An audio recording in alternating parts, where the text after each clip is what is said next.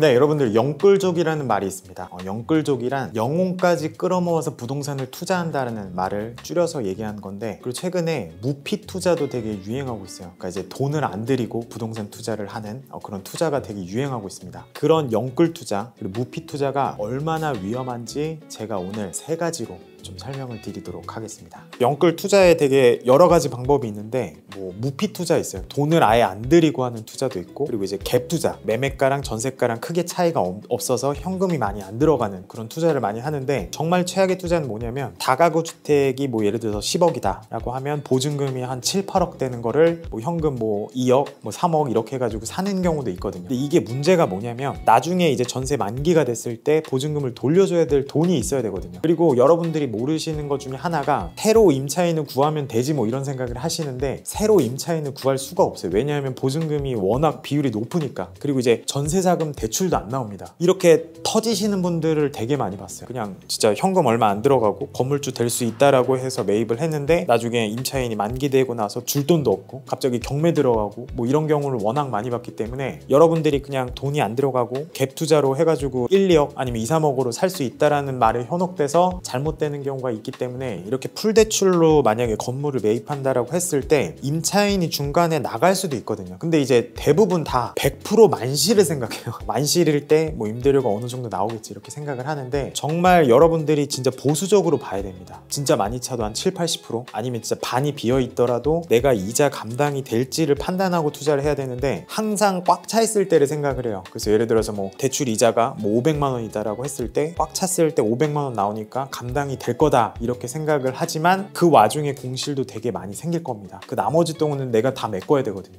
심지어 이런 경우도 봤어요. 투잡을 뛰시는 분들도 있어요. 그러니까 이 이자를 내기 위해서. 그리고 어떤 경우도 있냐면, 대출을 제가 만약에 받았을 때 뭐 변동금리로 받았다, 아니면 이제 만기가 지났다라고 했을 때 신용 상태가 좋지 않다라고 하면 대출금리가 진짜 엄청 올라갑니다. 일부는 또 상환하라고 할 수도 있거든요. 뭐 갑자기 돈이 없는데 뭐 1, 2억을 갑자기 상환하라 그러면 상환을 할 수가 없거든요. 연장이 안 되는 경우도 있고. 그래서 여러분들이 항상 대출을 받을 때는 되게 신중하게 받으셔야 되고, 제가 뭐 일전 영상에도 말씀드렸지만 제일 안전한 수준은 저는 한 30에서 50% 정도라고 생각을 해요. 그리고 그 이상은 내가 대출 이자 감당이 가능할지를 보고 투자를 해야 됩니다. 근데 대부분의 투자자분들은 일단은 현금을 적게 들이고 건물주만 되면 다 돈 버는다고 생각을 해요. 근데 그게 아니라 대출을 받을 때는 굉장히 신중하게 받아야 되고, 그리고 100% 만실일 경우는 없습니다. 진짜 많이 찼을 때는 7, 80% 차 있고, 한 50% 정도 차 있을 때 내가 이자 감당이 될지를 봐야 돼요. 나중에 만기가 돼서 금리가 올라갔을 때도 내가 감당이 될지를 봐야 됩니다.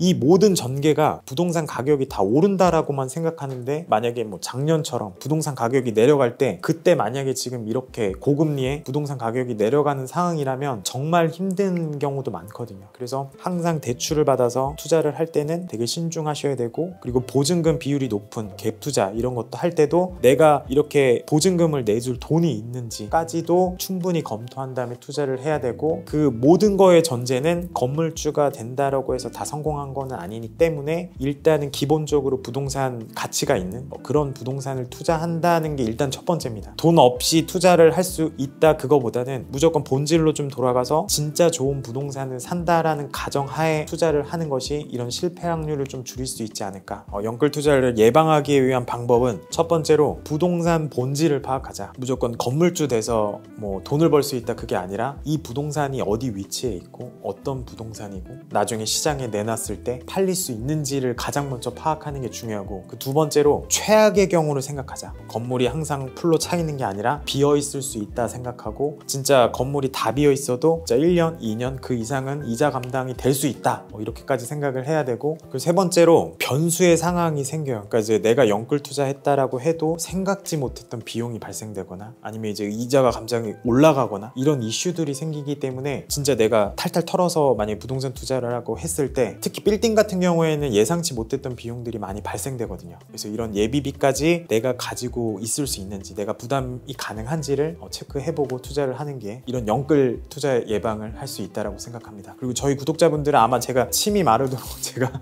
말씀을 드렸기 때문에, 이런 영끌 투자에 뭔가 좀 진짜 현혹되지 마시고, 좀 판단을 잘못해서 좀 이렇게 잘못된 이런 투자를 안 하셨으면 좋겠습니다. 그리고 요즘에 막 SNS나 뭐 유튜브라든지 이런 자극적인 얘기들을 많이 하는데, 그런 게 사실 저희 좋은 물건 나오면 사실 홍보 안 하거든요. 그냥 이제 고객 내에서 이렇게 하는 경우가 되게 많습니다. 어떻게 보면 다 미끼 매물이에요. 안 팔리는 매물이라든지 안 좋은 매물들을 뭔가 미끼 매물로 물어서 사람들을 많이 모아서 공투를 하게 되거나. 공투 절대 하지 마세요. 공투는 문제가 100% 발생됩니다. 김승호 회장님이 했던 얘기가 아직도 생각나는데, 남의 돈을 내 돈보다 소중하게 생각하면 공투를 해라. 돈의 속성의 책에 있었던데, 정말 공투는 여러분 절대 하지 마세요. 분쟁이 무조건 생깁니다. 차라리 빌딩을 안 사는 게 낫습니다. 차라리 안 사는 한이 있더라도 단독으로 하시는 게 가장 좋습니다. 그래서 여러분들이 아마 공투도 최근에 많더라고요. 공투에 대해서도 영상이 필요하다라고 하면 댓글 남겨주시면 제가 한번 준비도 해보겠습니다. 저는 공투도 직접 해봤거든요. 그래서 뭔가 안 좋은 점 한번 제가 리스트업 해가지고 한번 영상을 좀 준비해 보도록 하겠습니다. 오늘 영상은 여기까지 하겠습니다.